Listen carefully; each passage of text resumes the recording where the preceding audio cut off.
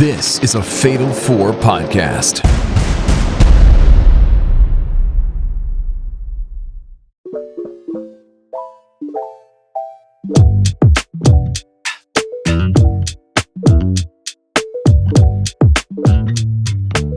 And welcome back to another edition of Didn't Get All of It, Japan. Once again, this is your host, B-Rob, and I'm joined on my virtual left by one Cass Wilder. I don't know what you just said, little kid, but you reached out and you touched your brother's heart. And joined on my virtual white by Will Housell. Bro, did you just do blackface? Me? Yeah, you. No, I was doing Tracy Morgan and Jay and Bob, so kind of. God damn it. Wow. Well, anyway, I mean, this is a professional wrestling podcast dedicated to professional in question marks. Dedicated to the great art of Japanese professional wrestling.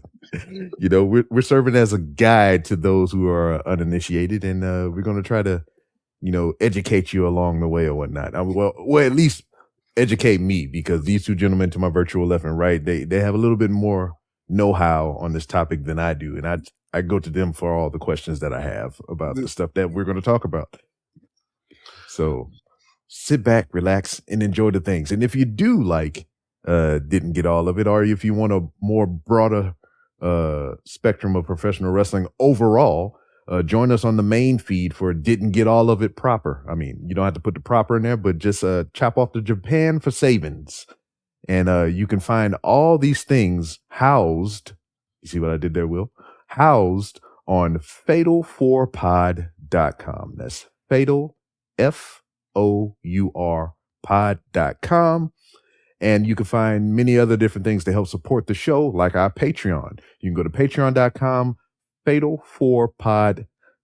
And you don't have to put the .com. I was in the habit of saying .com, but patreon.com/fatal4pod. For $3 a month, it gets you exclusive access to the Discord, which I think is well worth the price of admission, and bonus episodes.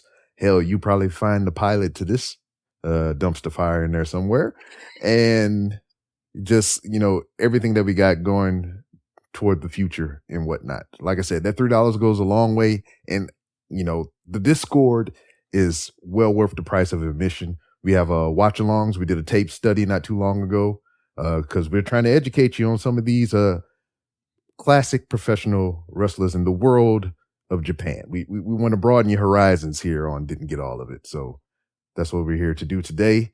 And gentlemen, I know it's been a while.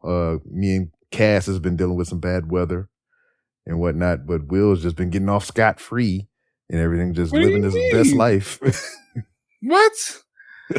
You've had consistent power for the last 2 weeks. And?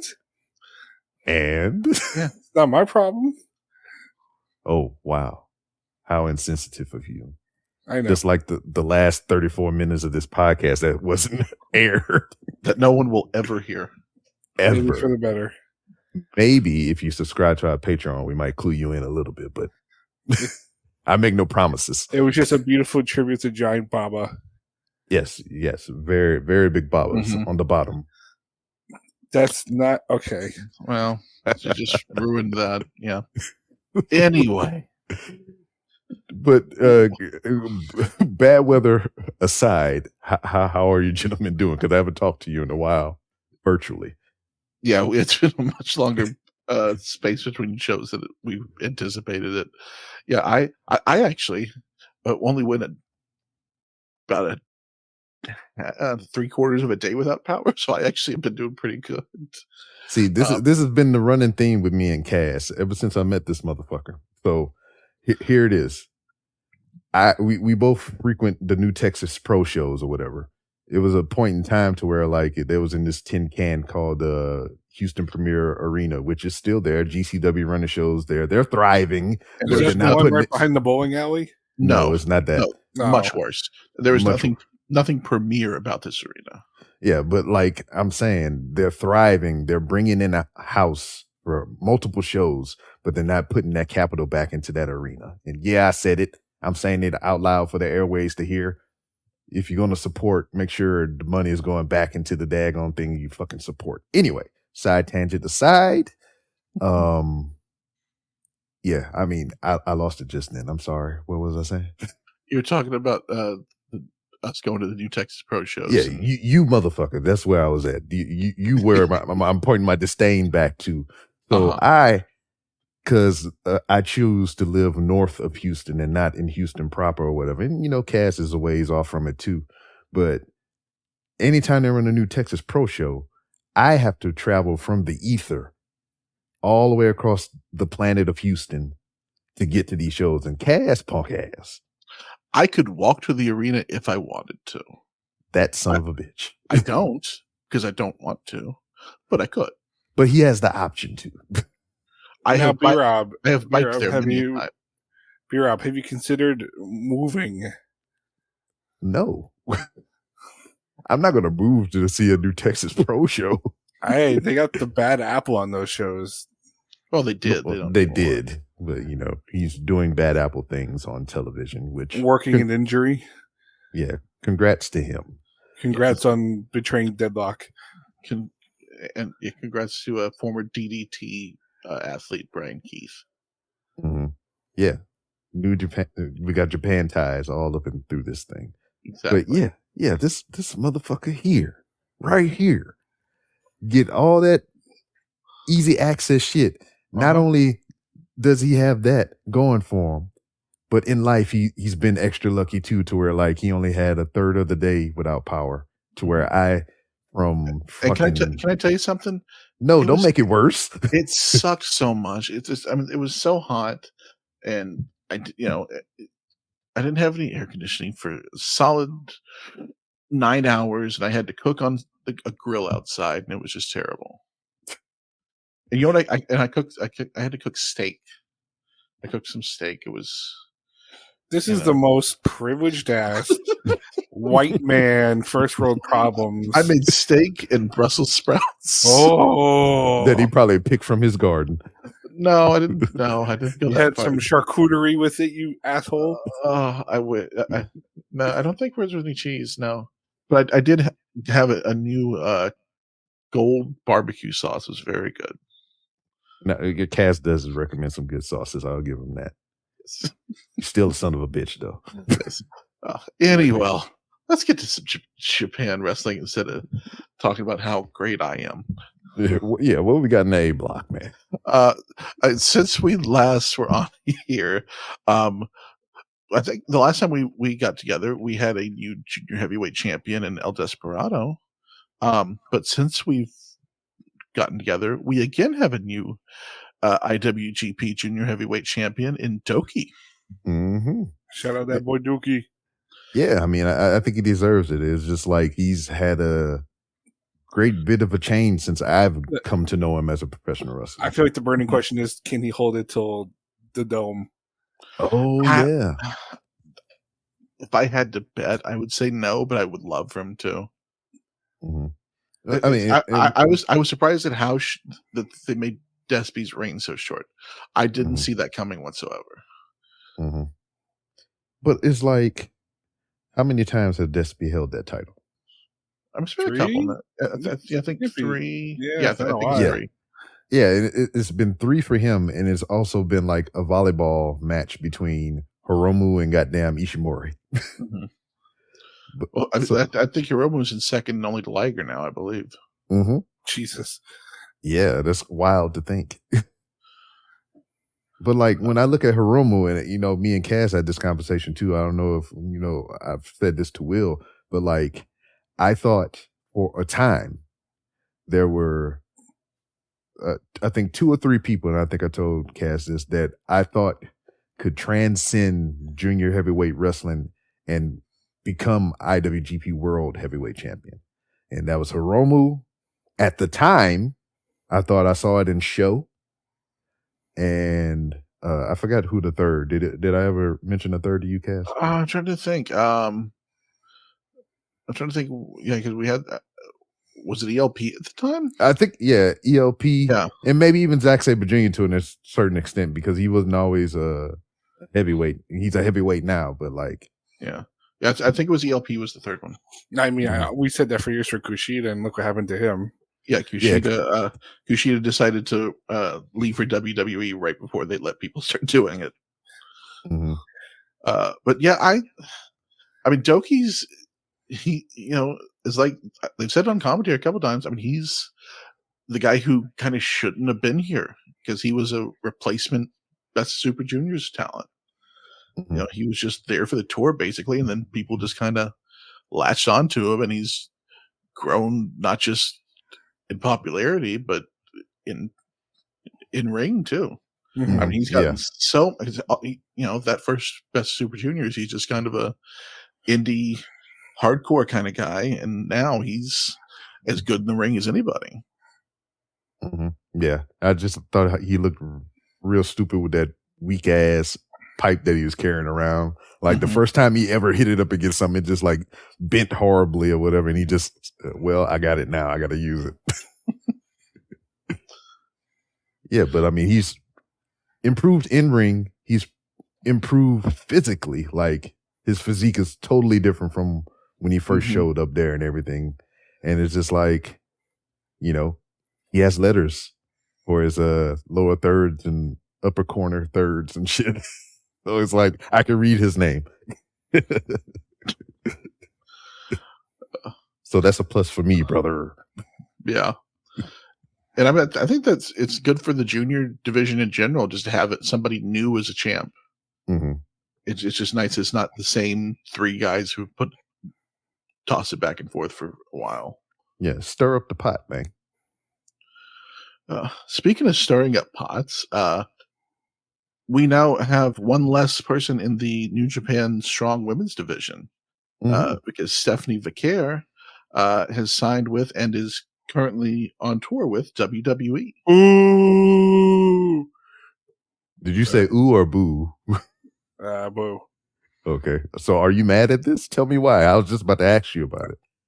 I mean, it's such a WWE move to like, oh, now you're popular. Oh, now you're a hot act in the other company. So let's sign you up. There was a clip the other day. Shout out Tom Green, not that Tom Green. That's also literally his ad, not that Tom Green. Yeah, the good one. The WCW Deep Cuts, and he had a clip of them of WCW bringing in Joey Matthews and Christian York to do their cruiserweight tag tournament, and then when WWE got wind of that, they immediately signed them to developmental deals, and it's just been their MO. Like forever, just like, oh, you might be going somewhere else. Let's sign you immediately. Mm-hmm. And now, obviously, it also helped to wind up that they were going to Mexico that weekend. True. So that really played into it. Yeah, because like I think the rumblings as of this show, and probably a little bit before then, is they're trying to get a PLE done in Mexico, which they should.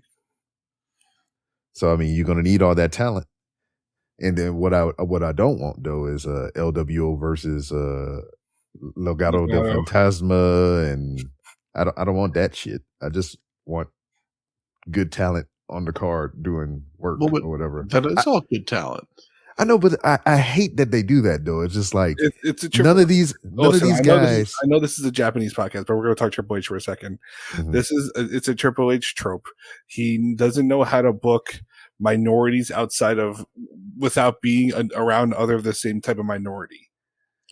I mean, but you know what? To be fair, in life, don't we all kind of like click and group together? Sure, but it's like. You have such a diverse roster. You don't have to have all the Mexicans hanging together. You don't have to have all the Samoans and Islanders hanging together. You don't have to have all of the why are the Street Profits with B-Fab and Bobby Lashley? Just because they're black? Why else? There's no reason. Yeah. The Street Profits are one of the hottest acts in the company. Now they're just here. Mm-hmm. So aside from Stephanie Vaquer, there's been rumors and rumblings, and it all kind of ties in together. They all have some Japan ties. supposedly Rumble on the streets is Lucha Brothers might be coming in. Are they eyeing them at least? Well, it's just Penta. Penta's dealing with the contract up. Mm-hmm. So, like, what I'll say to that, we talking about how they always click them up and put them in groups and stables together. You cannot do this with Stephanie or Penta if they get him. You cannot do this. I need you to understand that they can and they will. I mean, well, yeah. I get that. Put Stephanie with Dragon Lee at least. Yeah, it's just like a third faction. Oh no, I'm saying because of reasons. Oh, wait a minute. Oh yeah. That's. Oh, we're gonna steer clear of that one. Let's not talk about the implications, if you will. More implications, but yeah. With Penta, I can't imagine them not throwing a lot of money at Penta to keep him. AEW. I think that'd be a huge loss for them. Man, it wouldn't really, because he's just going to disappear. Penta versus Ethan Page would be the worst takeover main event of all time. I feel like if they bring him in, they have to give him like the Cody treatment. And if they don't, what do you mean? What do you mean? Why are you making all that noise? Why are you breathing in the mic like that? Tell us. I love Penta. Don't get me wrong. Same. Penta is nowhere near top big white meat baby face Cody Rhodes. No, I'm talking about like, I ain't talking about, make him a big, huge face. I'm talking about like treat him like with the prestige that they did Cody. Like, give him the big entrance. Give him the solo shit. I ain't talking about Jade is more comparable, I feel. All right, there you go. That'll work. Yeah, that's a good comparison. Yeah. But like you can't have him just like chilling with the homies. We can't do that. But we haven't even had the Luchas in New Japan yet. I want him in World Tag League. Fuck that. Yeah. Give me a reason to care about World Tag League. What you want them against Evil and Dick Togo? Honestly, I'd rather watch that than them be in WWE and I don't know. I don't even know who the hell a tag team is in NXT anymore. What? I don't watch it. You're missing out, brother. Well, you missing the Rascals right now. You missing Pentagon. Should mean Chase U. Zero Chase U. Okay, that would go hard. No Fear Chase U. Fuck that. Anyway. Oh. Be right back. I'm photoshopping this. Oh no. Do we have anything else on Stephanie? Superstar. Ever since day one that I saw her, it's just like they should give her all the titles. Yeah, every last one. I'm sad she didn't get to work some of the Stardom people during their strong run. We should mention that the new CMLL Women's Champion is Will Nightingale now. Yes. Yeah. And you know what? It almost feels like she's always like the consolation prize winner. Well, she's just reliable. Well, yeah, that too. And good. Yeah. Very good. But somebody get hurt. All right. She's the champ. Yeah. This title's vacant. All right. She's the champ. Listen, there are worse places to be in wrestling. True. And within like a year span, she's won 3 titles now and a tournament. Mm-hmm. Oh, yes. So sweet of you. But like, I mean, there's a road ahead for Stephanie, and Julia is supposed to be on the way in as well, which we can kind of talk about that. Yeah, which speaking of Julia, before we get to that, I want to talk about the frauds online. Oh, tell me more. Who were like, the Julia Stephanie Vaquer match from this year was good. You're complete liars and frauds. You did not watch that match because I didn't. Right, but they're like, this is like main event quality stuff. I'm like, absolutely not. That match was dog shit. That's just my opinion, but a lot of other people think that too, who actually watched the match, because they just did not communicate well, and like Julia tried going to some shoot style stuff that just didn't work. Mm-hmm. And that is a Julia thing that she does every so often, and that's very much the reason that match didn't work. I actually agree with you a lot there, because they're both very good. Oh yeah, don't get me wrong. I like both. They but just no. don't click together. No. Mm-hmm. But I guess we'll see if they can pull it off again in WWE. Mm-hmm. Yeah, I think it's more of a personality type thing or whatever. Because like this was, from this Marigold show, this was my first full-on Julia match. I only knew her by name. I only knew her by face and presence. But this was my first Julia match, and she has the star qualities there. But like for me, it was more of the little things that I kind of enjoyed about her. Is like a lot of her facial expressions, her mannerisms, and everything. She exudes that confidence, and that's what kind of like made me enjoy her performance. But also to what you two were just saying about like how there were certain spots in that Shuri match to where like, all right, I'm gonna just hit you hard now. Suri. Yeah, Suri. I'm sorry. Yeah, Shuri is in Stardom. She is that. That's actually no. She's the Black Panther. God, that too. Yeah, but yeah. We should say, the main event for the Marigold show was Julia and Suri, formerly Saray in NXT, who you would be forgiven if you forgot about because they did nothing with her. No, she became a magical schoolgirl. Mm-hmm. Sure. Did you not know about that? No, I know. I trust me, I know they wasted another really good talent with a dumb gimmick. But yeah, it was. I enjoyed the match a lot. I remember. We'll talk about it in a minute. But you wrote me and said you wanted some opinions on the ending of the match too. Yes. Which for anybody who didn't see it, the match ended on a referee stoppage.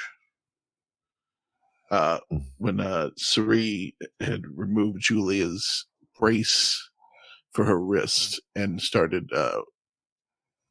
stretching and pumbling her fingers. Yeah. So I'm guessing. What were your feelings on it, Rob? What did you think about it? Like it looked like she didn't want to do the job, and they kind of pulled the match from on it. I like Montreal screwdriver type shit. Because it didn't look natural. It didn't look like shocking or anything like that. It's just like, all right, I'm going to end this shit right now. Yeah, it came off a little weird, but I think that was more. I think there should have been a bit more communication about how you want that ending to look. Because I think that's the ending that they wanted, because it still keeps Julia strong for her when she leaves. Yeah, it seemed unceremonious. It was just but I would have told the referee, play it up a little more, like act like you're not sure if you want to throw it out or not. He just kind of went straight to it. Yeah, and that's what I was give it a little more drama. Yeah, it was like very nonchalant. Like I didn't know what the hell was going on until like the bell started ringing and she released the hold.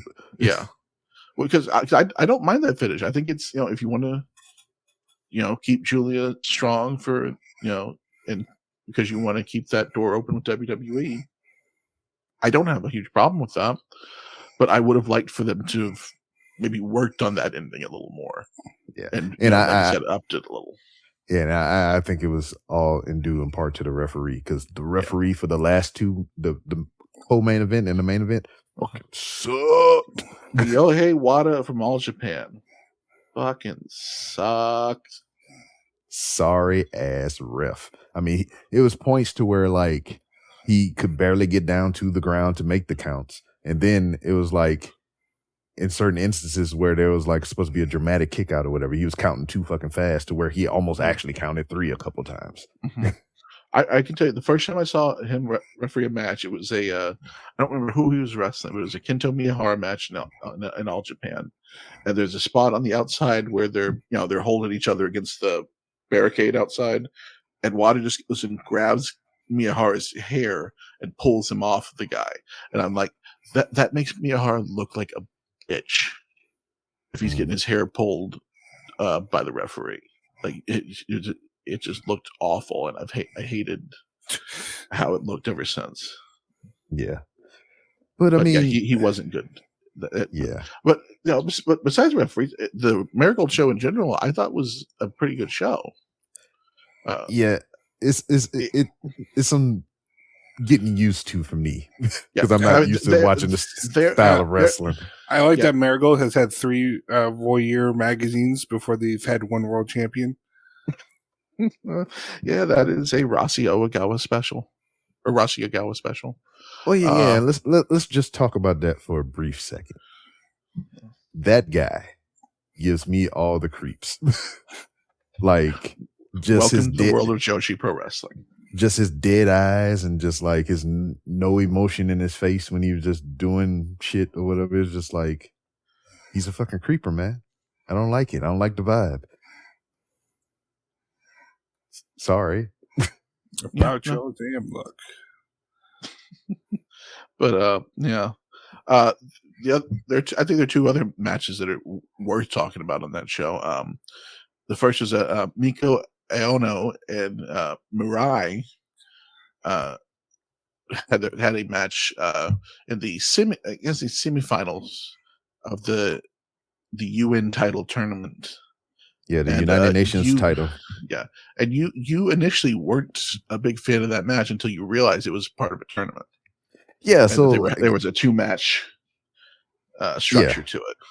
Yeah, that was the thing about that. It was just like these 2 were having a match. They were just throwing themselves at each other, having a good old wrestling time. But at some points, it just didn't feel like they were giving it their all. Which, I mean, these performers, they go all out. But like, compared to some of the other matches on the card prior to this, it didn't seem like they were going full throttle and just laying it all out there. But like, I figured out, like how Cass said, that this match was a part of a tournament. But the winner of this particular match advanced on to the finals of the tournament. And it happened right after this fucking match. So the person that they were going to fight next was coming in fresh off the goddamn bench while they just pummeled each other for a good 20-something minutes. Yeah, yep. Miku Aono beat Mirai, which surprised me because I'm new to Miku Aono. I have not seen her before, but Mirai I knew from Stardom, and she's always generally very good. So she beats Mirai in kind of a surprising match, and then goes on to then face Bozilla.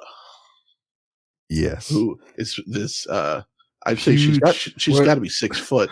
Was this your first exposure to Bozilla? It is. Exactly. It is. This is a 20-year-old child with the body of Brock Lesnar. There was a story about her contract coming up soon. I think it was Fightful reporting it.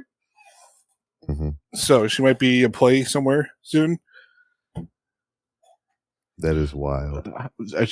I feel like she definitely has the intimidation factor because of her size. But she very clearly needs a couple more years under her. Yeah. Because she kind of reminds me. Yeah, she kind of reminds me of Jazzy Gabbard. Oh yeah. Like I feel like she could be a better version of her with a few years under her. Without the racism and less injuries. Well, hopefully. Yeah, hopefully without both of those. But Miku Ono ends up getting the surprise win over and becomes your new United Nations champion. I did not think she was going to win, but I felt like she had to. If you're going to tell that underdog story, I liked it a lot, and it wasn't a bad match. Like I said, you can tell that Bozilla isn't there yet, but she has the makings of it, and I thought they told a really good story. Yes. Yeah, but the other match on this card that had the big international appeal is Io Sky of WWE against B-Rob's favorite, Utami Hayashida. Boy, oh boy. This was fun. Made my heart feel good. Will, how did you feel about this match, man? I appreciate this. I always like the story of the you went away while I got better let me prove it to you. And then the master still kicks their ass. Mm-hmm. But I think Utami still looked really good in this. And it was fun seeing Io not having to be confined to TV match style. Yeah, So, it was very nice to see her doing some of her old stuff again. Mm-hmm. Yeah, I mean, and I knew nothing about Io outside of WWE, so this was good to see her in her environment. And Utami, we'll see a little bit more of Io outside WWE when we do some Stardom stuff, because I've got some stuff lined up for that. Nice. But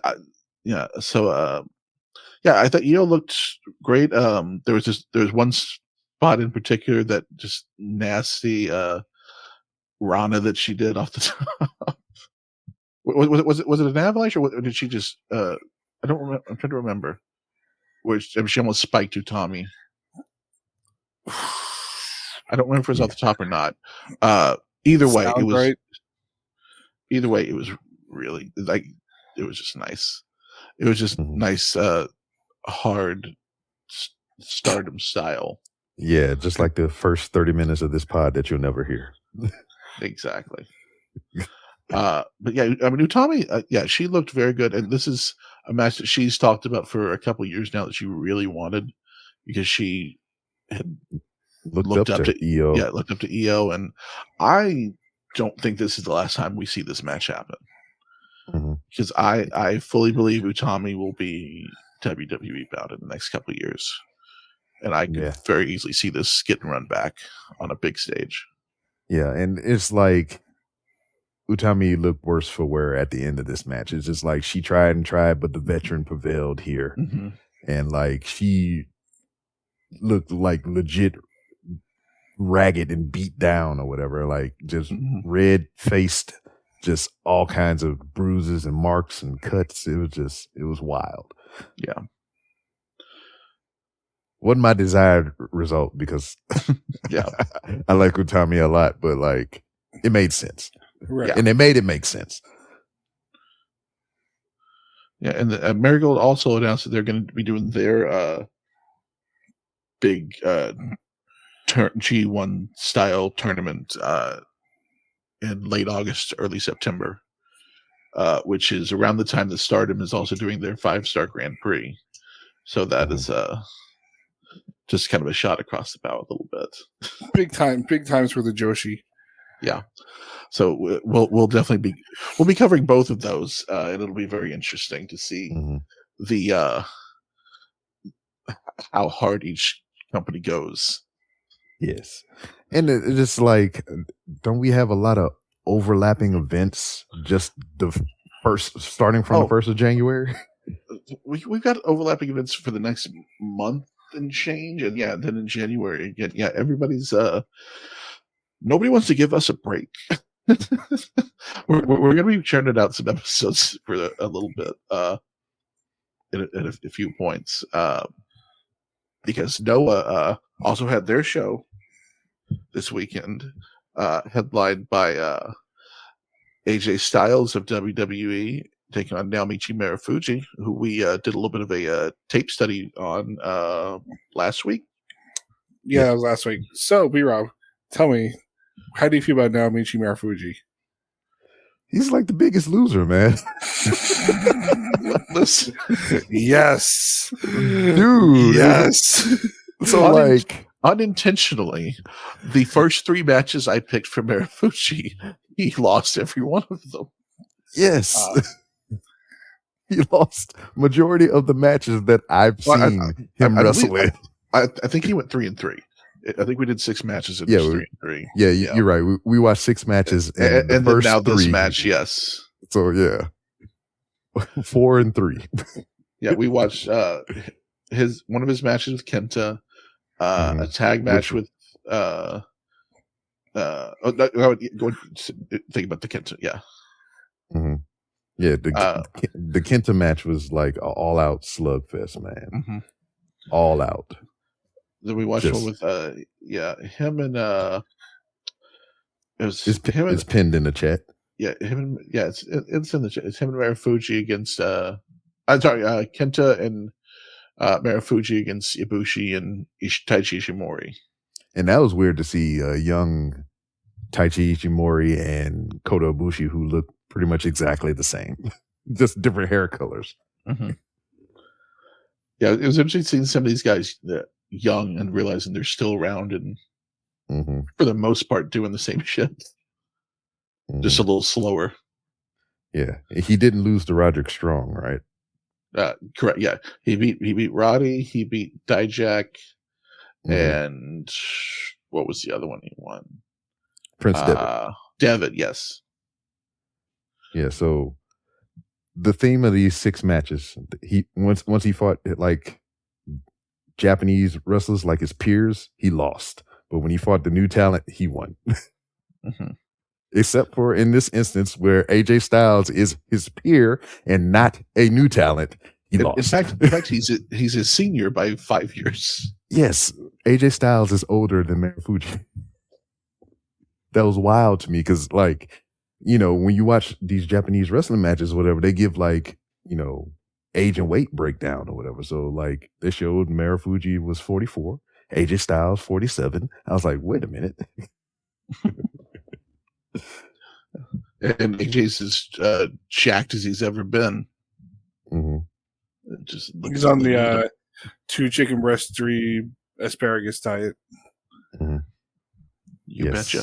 He doesn't have to steal protein powder in Japan like Mike Elgin. That's son of a bitch. Allegedly. But I mean, all in all, it was some good stuff. It was some good tape study and everything. And I look forward to whatever we got coming down the pipeline in the future. I mean, I know Cass is already cooking some stuff. Yeah, we've got some G1 stuff, some historical G1 stuff coming for you with a couple matches. Do we get to pick the one after this? We can, after G1. We can do whatever we want after G1.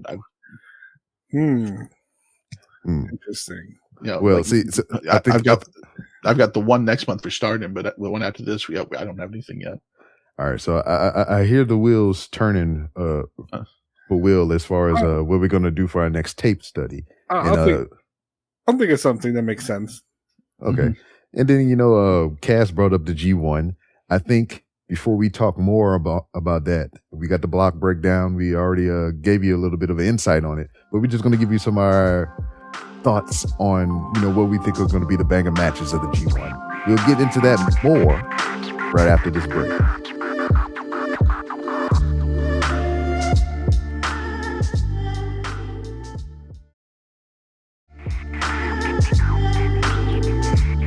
And we are back here on Didn't Get All of It Japan, and we are going to roll along. But before we get to the G1, we wanted to mention Noah also has its own big tournament coming up, the N1 Victory.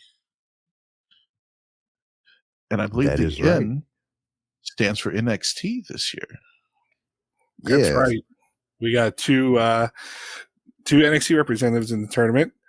In the B block, we have Tavion Diggs, the current member of the No Quarter Catch Crew. Is that what they're called? Yeah. Regal Sons team, who Charlie Dempsey was also on excursion earlier this year. El Hijo de William de Regal. Close enough, yes. And in the A block, Josh Briggs, which I immediately questioned because his tag partner, Brooks Jensen, is currently doing a gimmick where I will wrestle anywhere. Against anyone. Right, but they send the other guy. I guess Briggs is the better of the two, but still, I don't know. Seems kind of weird. I mean, he's the veteran, but like, I think I said this before we had the conversation about the difference in between these two. You know, I mean, I think Josh Briggs kind of fits their mold, but I think there's more of an upside with Jensen. But I mean, who knows? Yeah, it's I was certainly not expecting NXT talent in the N1. That was a surprise. Yeah, and with all this WWE crossover, you would think that like the one person that they would send to do that, you know, and I think he was out there before. Did he go to DDT? Was William Regal's son? No, he did All Japan. All Japan. All yeah. Japan. Okay, yeah. But like I said this before because we talked about it briefly on the main feed. They have a lot of trust in the Heights kid very fast, very quickly. Yes. They threw him in this half a month long tournament or however they space it out or whatever. They threw him in this tournament, and they also have him in that No Quarter Catch crew who is currently doing filmings with TNA right now. So wasn't he in the breakout tournament too? I'm not sure. I don't recall. I'm pretty sure he was. Mm-hmm. But that's wild. It's just like they put so much on him so quickly, so fast. Because like, if he was in the breakout tournament, I don't remember him, and it seems like he came out of nowhere. Yeah, because I haven't seen him. I'm interested to see him work because I haven't seen him work yet. But if they're putting him in this tournament, I have to imagine he has some sort of decent talent. Yeah. Or he could just be dog shit. I don't know.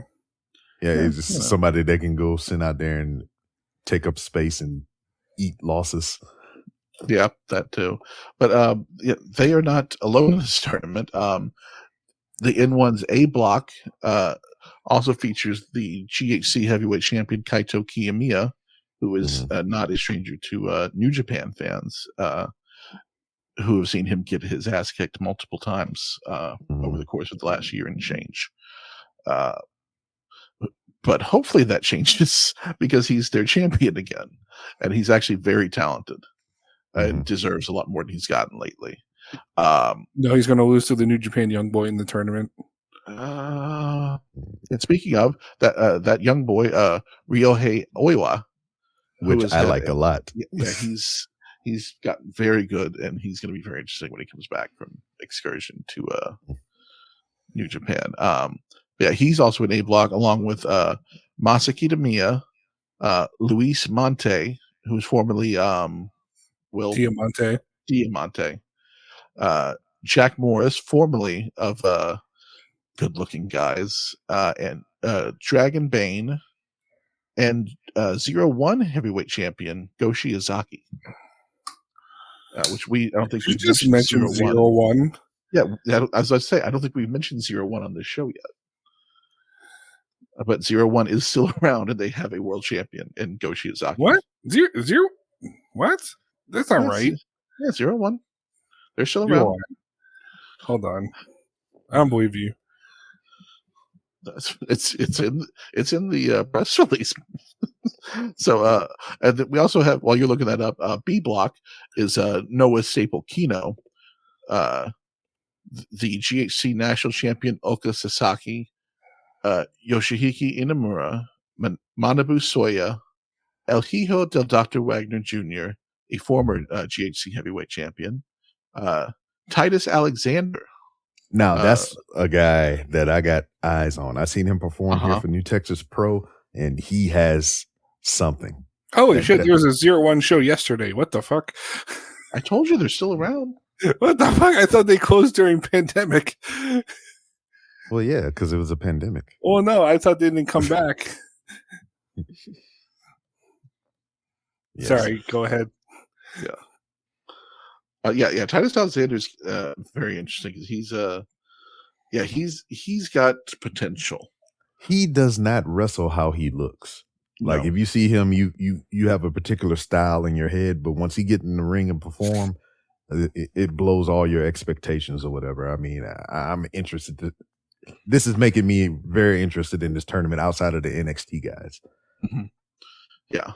Yeah, and that also Alpha Wolf is in the B block this tournament. It's a small. Alpha Wolf's very good. It's a smaller tournament than G1, but I think for its compactness, I think that makes it a little more interesting, especially with these new names in the mix. Yeah, so is it the same rules?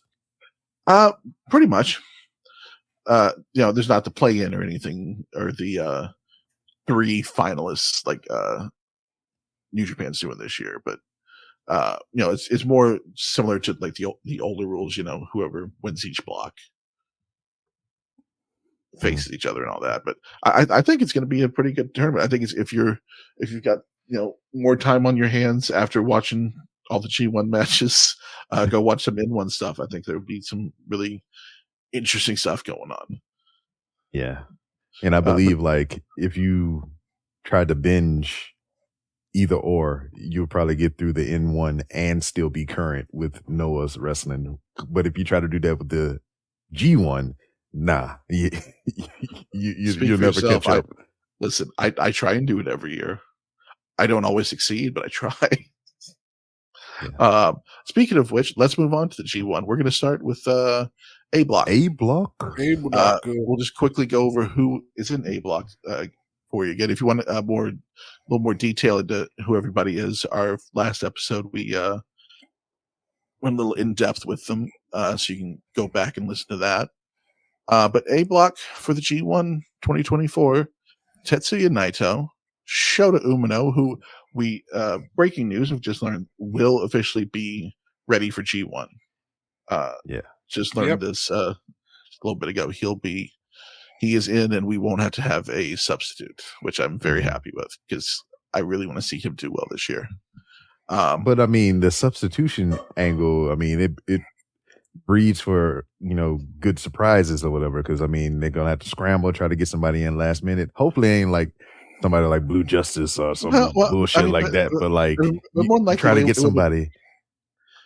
You got to imagine it probably would have just been one of the guys who was in the play-in. Yeah, that's right. Chase Owens. True. You're right. No, it would have been either Taichi or Yano. Yeah, Chase Owens. You're right. Don't say that. Don't do that to us. Who's your favorite? What are you talking about? There's absolutely no proof of that on any recording whatsoever. Mm-hmm. I already told you I didn't believe he was Bullet Club. Except the last one. Also, we got Naito, Shota, Sonata, Shingo Takagi, Great Khan, Zack Sabre Jr., Evil, Gabe Kidd, the newest member of New Japan Pro Wrestling and the Bullet Club, Jake Lee. Now, we have a little bit of, I know we're trying to breeze through this, but I had to put a pin in it right here because, man, I like me some Jake Lee. Now, I have to ask, have you only seen Jake Lee in multi-man tags now? Well, yeah, you're right. I mean, I have never seen him. Anyone can look good in a multi-man tag. No, that is highly debatable, sir, because I've seen some shit with some multi-man tags, and that's not true. But from what I've seen so far, let's put it this way: from what I've seen thus far, just his involvement with New Japan, this stuff here with this last Noah pay-per-view, and a couple other things. I enjoy at the moment some Jake Lee. Well, this is where I handed my resignation. Thank you all so much for letting me be part of this show. But you got to let me learn, man. You got to let me learn. I mean, he could probably just blow it out of his ass in the G1, and I'll be like, hey, man, fuck that dude. Just have to wait and see. Yeah. You got to let it play out, man. Yeah, because on that Noah show we were talking about earlier, Gato showed up and offered him a spot in Bullet Club with a Bullet Club War Dogs camo T-shirt that I can't find anywhere yet, and I really like, and I'm probably going to buy if I see it. But yeah, Jake Lee is now Bullet Club, and also still might be more interesting of a leader than David Finlay. Mm-hmm. We'll talk about that more, but breeze through the rest of this A Block. Yeah, but last name in A Block is the winner of the A Block play-in, Callum Newman. Mm-hmm. Yeah, we talked about him briefly because of was Ishii in A Block or B Block? Yeah. So because of this, Ishii is now on excursion with AEW for the rest of the summer. Mm-hmm. Mm-hmm. So good for him. Yeah, this is what I expected from the play-in. I thought Callum was going to get in because he'd had a number of high-profile singles matches, and it felt like they were getting him ready to be able to earn a spot into this tournament. He's going to run those ropes so fast. But what are some matches we're looking forward to here in this A Block? Because they announced the match cards already, right? Yeah, but I mean everybody faces everybody, so yeah, right. Shingo, Zack Sabre Jr. Mm-hmm. Yeah, I mean that's always going to be a hoot. Yeah. I feel like A Block's a lot weaker than B Block. Well, yeah, because it got Jake Lee in it, right? Well, not even that. It's just like stylistically. It's also what is Naito going to be able to give you? Right. True. Is it going to be T-shirt Naito? Is he going to T-shirt with my Naito on? And it's like stylistically, a lot of these guys don't mesh well, and you're bound to get multiple stinkers out of Evil. I wish that wasn't the case because we know Evil can't. Like if we could get Evil not doing House of Torture shit, Evil, it'd be so much better, and he'd be able to put on some really good matches. Sonata's probably gonna have a real stinky match with Jake Lee.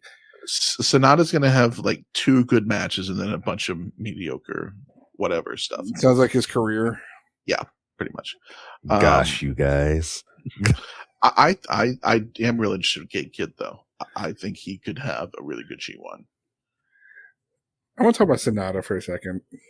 Tell me more. How funny his career is to me. When he came back from TNA, then he left a dying Wrestle 1 so he can go join New Japan because he wanted to use it as a pivot to go to WWE. And then he got just stuck in New Japan because he was so boring. And then they finally pushed him years after. And then he was still boring. And the weird thing is there were a couple points where it seemed like he almost figured it out. Mm-hmm. I'm going to do the Paradise Lock. Listen, I still love the Paradise Lock. I will always love the Paradise Lock. But it just seemed like he could never get over that hump. Even with the belts. It just wasn't. He's not that guy. No. I don't know. It's just something about him because like when they changed his whole presentation and everything, I do believe that was a good upgrade. It was a good look for him, but it's just like he's still the same blah guy or whatever. So much so that commentary even brought that up every chance they got. It didn't matter what combination of commentary it was. They all said it. Yeah, especially Kevin Kelly at the end. Had no problem doing that to Sonata. But who do you think is coming out of A Block is in the first spot? Should be Zach. Should be Zach. Yeah, we all say that. That's unanimous. Yeah. Speaking of which, Chris Samsa on Twitter does it pretty much every year. A G1 pick'em that is set up really well. He's a great font of G1 and New Japan in general knowledge, and he always sets stuff up like that. So if you're looking to do like a fun G1 picks thing, check him out. He's always great for stuff like that. Yeah. So we'll have that link in our show description, and we'll if you're on the Discord or whatnot, we'll post it out there if it's not already there.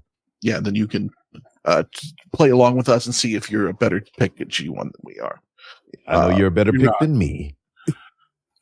But yeah, I also agree. I think Zach takes the 1 spot. Do we have any predictions for the 2 and 3 who play for that? Probably going to be Naito. You would think. So it seems like Shingo would be the obvious one, but I would love if it was. I would love if it was Gabe Kidd. I think that'd be a really good place to really give him a big push and see if he can handle it.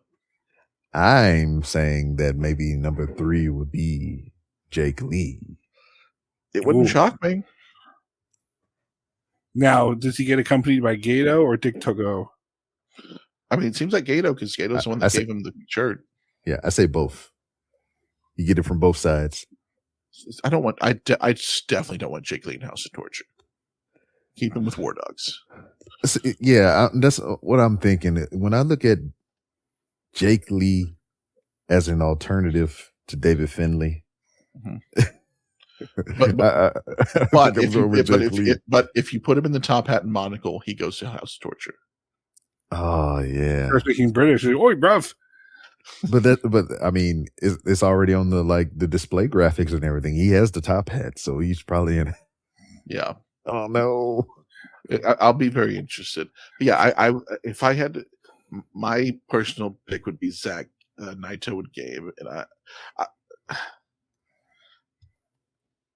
Yeah. I have to assume Naito beats Gabe and it's Zack and Naito.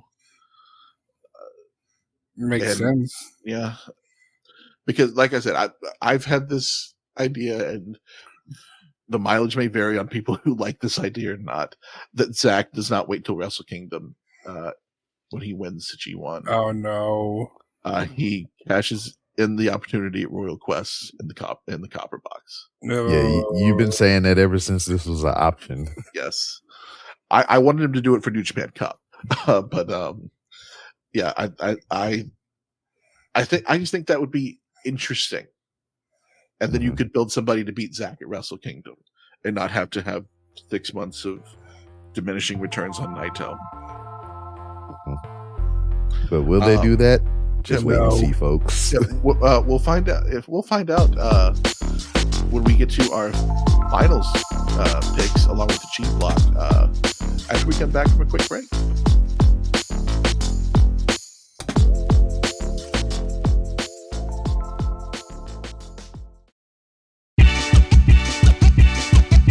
Didn't get all of it and want more of it? Support the show and sign up for the Patreon. For only $3 a month, you'll get exclusive access to Fatal 4 Podcast's Discord, where we hang out all week, chatting all things wrestling, video games, and who knows what. Plus, ad-free episodes of Didn't Get All of It and bonus content that you can't find anywhere else, like extra podcasts from the Fatal 4 and pilot episodes of new shows coming to the Fatal 4 Podcast Network. Your $3 goes a long way in helping keep the show going, so sign up today. That's patreon.com/Fatal4Pod.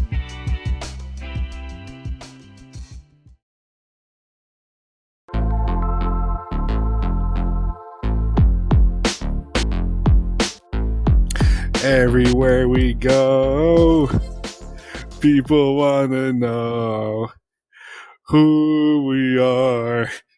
So we tell them, this is B Block, New Japan G1 B Block.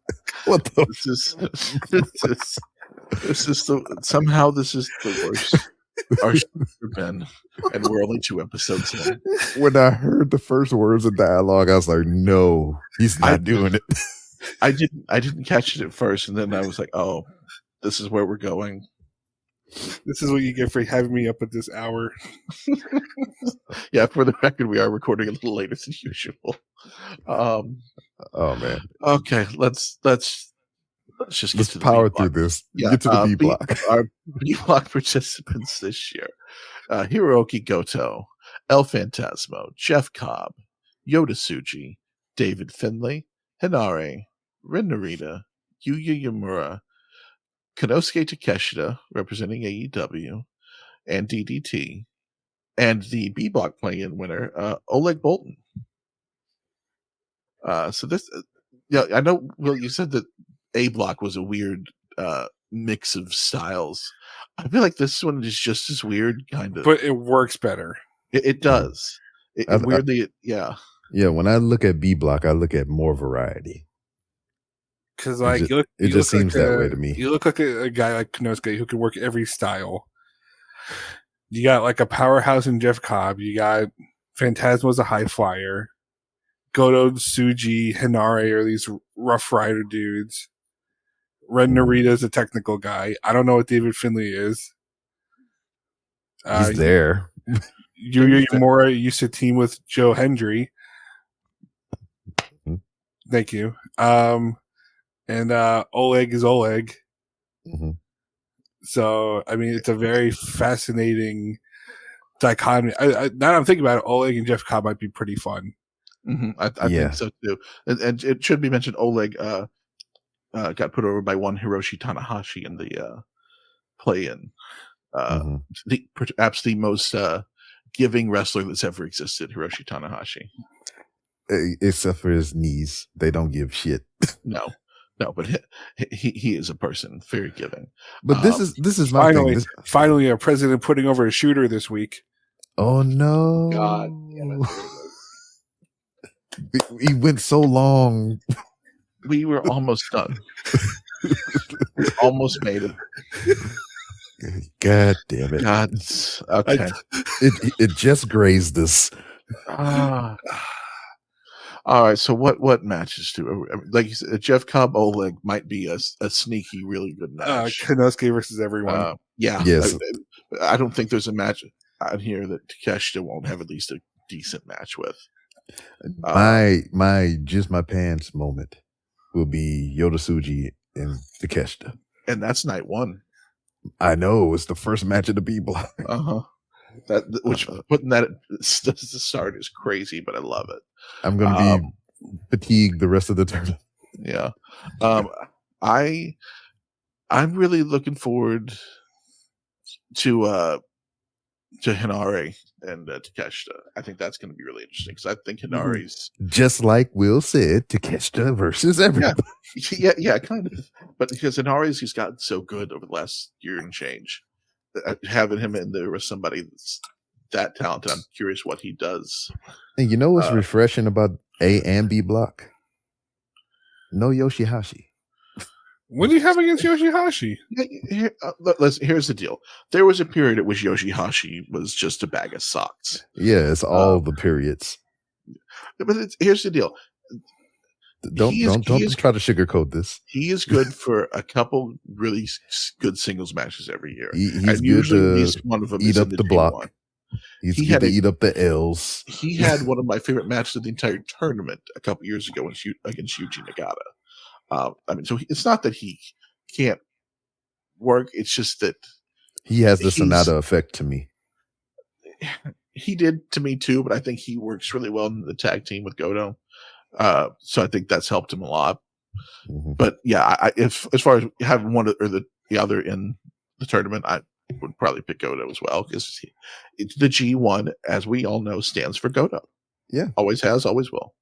Mm-hmm. They got him. Yeah. Who do we think comes out of A block? You mean B block? Yoda. B block, yes. Yoda. Tsuji. It should be Yoda. If it's the end all be all is Zack Sabre Jr., I don't know if I wanted to be Yoda Tsuji. I mean, it's interesting because you could convince me to Takeshita. I mean, you could, but there's no way. I think he'll be. I think he's a finalist. I don't think he's like. Yeah. I think Tsuji, Takeshita are definitely in the three. Yes. Who's our third?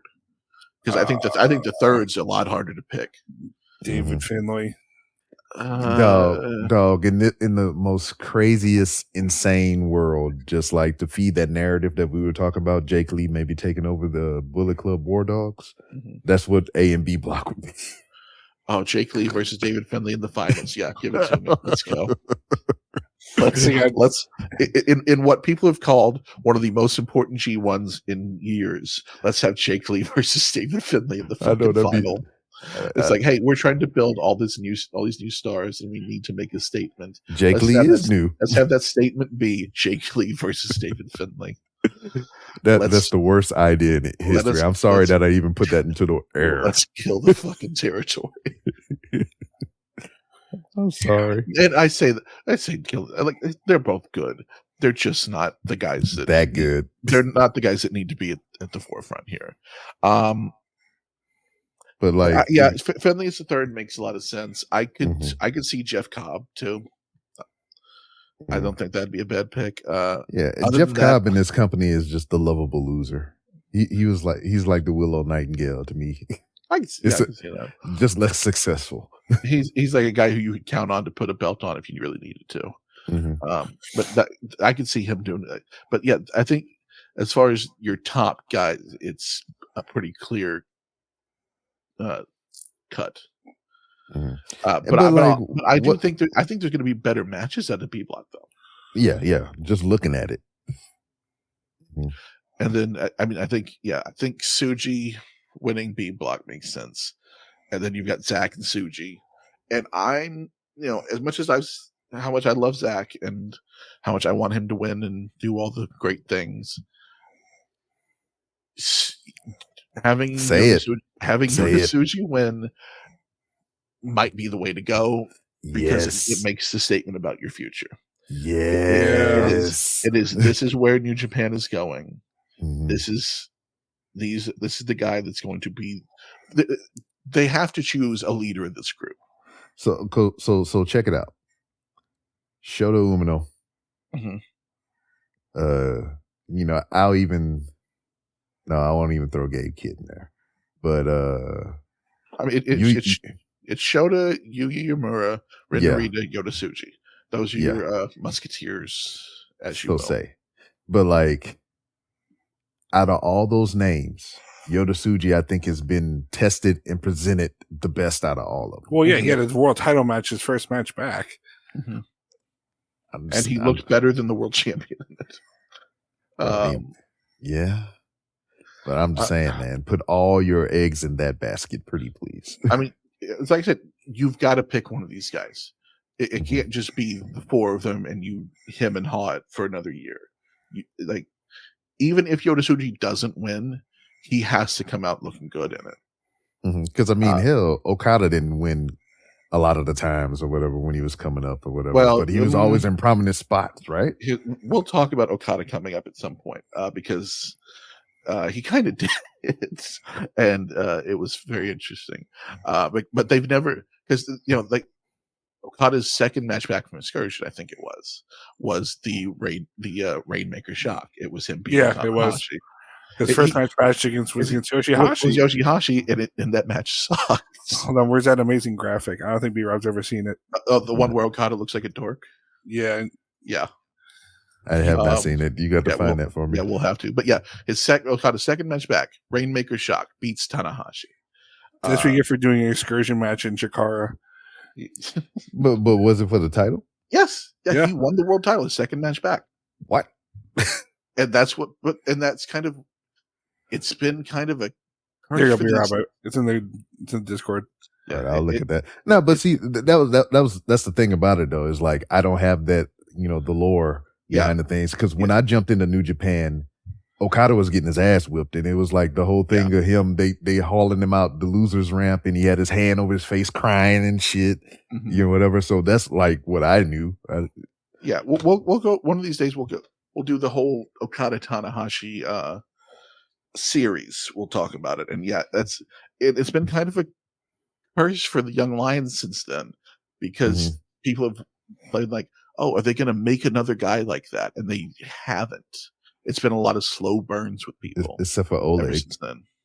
Oh, I mean, even Oleg, it's still been a couple years. Dude, he's still wearing the black trunks, and he has titles, and also twice. But it's the never 6-man titles. So those still title's a title, man. It is. I mean, it's it is better than most people do. He's beat Tanahashi. Yes, but that's becoming a bigger list these days. But true, you're right. But MJF, Father Time. Yes, I think this has to be. A lot of people are saying this. It has to be the time when New Japan says, "This is our path forward. This is where the next generation starts." Because as much as Naito's still bringing in houses, he's not going to be here much longer. You can just tell his body cannot take it. He can't be around anymore. There has to be somebody to take that spot, and you've got to build that guy quickly. You have to do it within this next year. Yeah, it has. I think Wrestle Kingdom that's the thing. As much as I want Zach to do, I still think you can do it with Zach. I don't think it has to be Naito. How old is Zach now? He's in his 30s. He's still young, wrestler wise. But he's 36. Wow. Yeah, he's old enough to be NXT champion. Exactly. He could be right now if he won the Cruiserweight Classic. This is probably true. I'm just thinking about it. It probably means more if it's Naito to fans, especially there. So if you had to put me, gun to my head, Tsuji wins G1. It goes on to beat Naito at Wrestle Kingdom. I think that is probably the most likely scenario, because I think you have to make that statement. Yeah, they desperately need a change. And Tsuchi's, He's Tsuchi's ready. He's almost ready. Like he's not there, but if by Wrestle Kingdom, I think he very well could be. Because like I think about, and it was one of those things for me. Because like I think me and Cash, we had this conversation to where like when he showed up, I was like, "Who the fuck is that?" And I was like, he was just a young lion. And I went back and I looked at some of the footage of him as a young lion. I was like, yo, I remember that dude. And that's just like how drastic the transformation was in him. You know, it was just like from being a young lion to going on excursion, which nobody fucking saw. No murmurings or rumors of just nothing about this dude. And he just appeared out of nowhere. Big grin on his face and everything, and just like been captivating everybody ever since he arrived. And I'm just like, yo, this dude fucking has it, to where like between that point in time up until Wrestle Kingdom, I believe he can even amp it up even more. And it's just like, I am ready. My body is so ready. Yeah. I think the only thing he hasn't done is have a long main event style match, and that's what I think the She-One's going to do for him, is get him ready for that. So, but also, let's stop doing the long main events. Or, man, here's the thing. I know there's a lot of people who yo, is that Okada? Yeah. Oh no, I see the picture. That does not look like a champion. But yeah, I love a long main event. I do. I really do. I know some people are like, 20, 25 minutes and out. Give me a 45-minute New Japan main event and I'm happy. You're so needy. Give me just a last 5 minutes of a bunch of false finishes. What did you think of the Go Shiozaki Kazuyuki Fujita match? Dog, I'm glad that dude retired. I'm sorry. Do you think I've seen that? The match where Go Shiozaki and Fujita stare at each other for a half hour? I haven't seen this. Dude, I watched it. I watched it. I watched it. I watched that whole show. And I was like, I messaged Kaz and I was like, I am glad this dude retired. That's the match you were talking. That's what you were talking. Yes. Okay. Yeah. I remember that now. Yes. I was like, no, I have not watched it yet. Kaz, you need to watch this match. It's my favorite match of the pandemic. Well, Kaz. Yeah. Kaz. When this show concludes, I will watch it in the Discord with you. Okay. Fujita drinks hand sanitizer. Excuse me? Okay. Because here's the deal. That sounds equally great and awful. But also one of my favorite matches is Taichi Taka from Best of Super Juniors 2017. And they don't touch for 15 minutes. And it's amazing. But yeah, we'll have to do that. But yeah, I think that about covers it for this week. We didn't get all of it, but we got most of it, I think. Yeah. So that is our G1 predictions, and G1 starts this Saturday. Yeah, so I mean, prepare yourselves, because that's your own excursion for this podcast. Yeah. We're gonna get together and figure out some tape study stuff for previous G1s. If you want to watch along in the Discord with us, which you can get once again if you join the Fatal 4 podcast Patreon for only $3 a month. We'd welcome having you, and yeah, we have a lot of fun when we do these little watch alongs. So feel free to join us there. For Will and B Rob, we'll see you next time. Very informal. All right, thank you for listening. God bless. I love you. Happy birthday if it's your birthday.